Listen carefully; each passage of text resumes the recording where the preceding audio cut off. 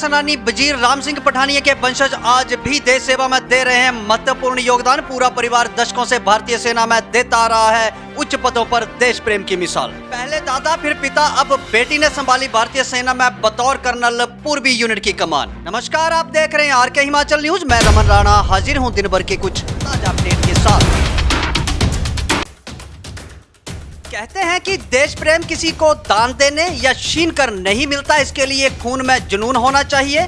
ऐसा ही एक परिवार जो कि सदियों से ही देश सेवा के लिए सर्वोच्च योगदान तथा बलिदान देता आ रहा है। भला आज ऐसा कौन है जो आजादी के लिए पहाड़ी क्षेत्रों में सशस्त्र सेनाओं का नेतृत्व करने वाले अमर शहीद वजीर राम सिंह पठानिया का नाम नहीं जानता हो। विधानसभा नूरपुर की पंचायत वासा वजीरा के रहने वाले राम सिंह पठानिया ने स्वतंत्रता संग्राम में सशस्त्र सेनाओं का नेतृत्व कर देश प्रेम की वो कहानी लिख दी थी जिसका वर्णन कर पाना भी आज आम आदमी के लिए संभव नहीं है।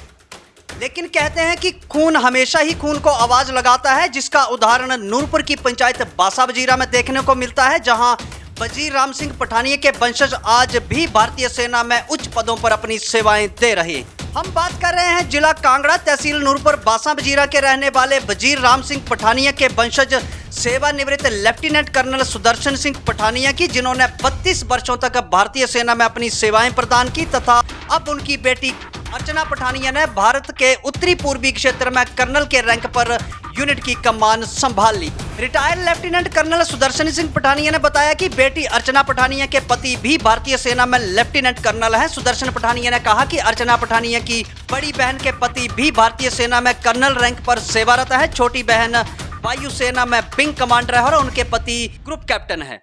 वजीर राम सिंह पठानिया खानदान की बेटी अर्चना पठानिया की इस गौरवशाली उपलब्धि से वासा वजीरा के साथ साथ संपूर्ण क्षेत्रवासी उत्साहित हैं तथा वजीर राम सिंह पठानिया खानदान में नारी सशक्तिकरण का समाज में एक ताजा तथा सही और सटीक उदाहरण प्रस्तुत है। हमारी और बड़ी बेटी टीचिंग में है, उनकी शादी नागनी में कर्नल साहब के साथ हुई है और दूसरी बेटी खुद कर्नल है, अभी प्रमोशन होके कमांड उसने ली है। उनके हस्बैंड भी आर्मी से कर्नल रिटायर हैं और दो उनकी बेटियां हैं, वो भी लकीली एमबीबीएस में और कमर्शियल पायलट के लिए सिलेक्ट होके कोर्स पे निकल चुकी हैं।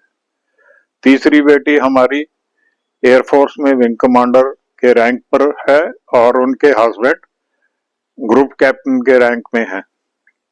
तो ये हमारा छोटा सा परिवार है, सब देश की सेवा में लगे हुए हैं और सारा जो मेहनत है ये मेरी पत्नी रेखा पठानिया जी की तरफ से हुई है और उसी का रिजल्ट है, क्योंकि मैं तो सर्विस करता था और बाहर रहता था और बच्चों को सिखाना, पढ़ाना, लिखाना सब इन्हीं की मेहनत का नतीजा है। That's all. सर, कैसा महसूस होता है कि बच्चे इतनी बड़ी अचीवमेंट तक पहुंच रहे हैं, क्योंकि आपकी भी जो सारी बैकग्राउंड हिस्ट्री है वो सारी आर्मी से रिलेटेड है। ऐसे है जी, अगर आप देखेंगे तो ये पूरी हिस्ट्री हमारी वजीर राम सिंह पठानिया से शुरू हुई। वो भी देश सेवा में लगे रहे, मेरे फादर भी आर्मी में थे और मैंने तो 32 इयर्स सर्विस करके घर आ गया हूं, तो प्राउड तो होता ही है कि बच्चे इस जगह पे पहुंचे हैं। ठीक, थैंक यू। हाँ जी, बताइए। बच्चों की मेहनत रंग लाई है and this is a great feeling, that's all.